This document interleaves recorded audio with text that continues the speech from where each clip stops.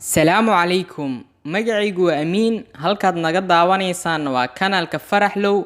Maanta waxaan rabaa inaan idinla wadaago 10 wadan ee ugu dhulka weyn adduunka. Russia ama Ruushka waa dalka koowaad ee adduunka ugu weyn, badkeeduna wuxuu gaarayaa 17.1 milyan kiiloomitir isku weer. waxaanu ku nool dadyow gaaraya 145,912 oo qof. Ruushka waa dal ku yaala laba qaaradood oo kala ah bariga Yurub iyo waqooyiga Aasiya. Canada waa dalka labaad ee adduunka ugu weyn, badkeeduna wuxuu gaarayaa 9,984 milyan kiiloomitir isku weer. waxaanu ku nool dadyow gaaraya 38.4 milyan oo qof. Canada waa dal dhaca ama ku taal waqooyiga qaaradda Ameerika. USA ama Mareykanka waa dalka saddexaad ee adduunka ugu weyn, badkeeduna wuxuu gaarayaa 9.63 milyan kiiloomitir isku weer. waxaanu ku nool dadyow gaaraya 332 milyan 915 oo qof.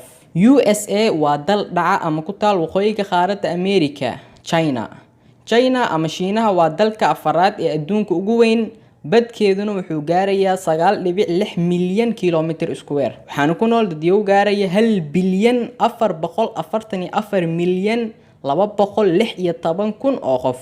Shiinaha waa dal dhaca ama ku taala bariga qaaradda Aasiya. Brazil waa dalka shanaad ee adduunka ugu weyn, badkeeduna wuxuu gaarayaa 8.51 milyan kiiloomitir isku weer. waxaanu ku nool dadyow gaaraya 213 milyan 993 oo qof. Brazil waa dal dhaca ama ku taal koonfurta qaaradda Ameerika. Australia waa dalka lixaad ee adduunka ugu weyn, badkeeduna wuxuu gaarayaa 7.6 milyan kiiloomitir isku weer. waxaanu ku nool dadyow gaaraya 25 milyan 788 oo qof. Australia waxay isku tahay wadan iyo qaarad, micnaha qaaradna weeye wadanna weeye. India ama Hindiya waa dalka toddobaad ee adduunka ugu weyn, badkeeduna wuxuu gaarayaa 3.2 milyan kiiloomitir isku weer. waxaanu ku nool dadyow gaaraya 1 bilyan 393 milyan 409 oo qof. Hindiya waa dal dhaca ama ku taala koonfurta qaaradda Aasiya.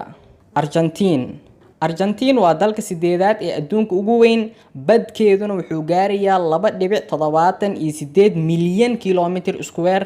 waxaanu ku nool dadyow gaaraya 45 milyan 605 oo qof. Argentina waa dal dhaca ama ku taal koonfurta qaaradda Ameerika.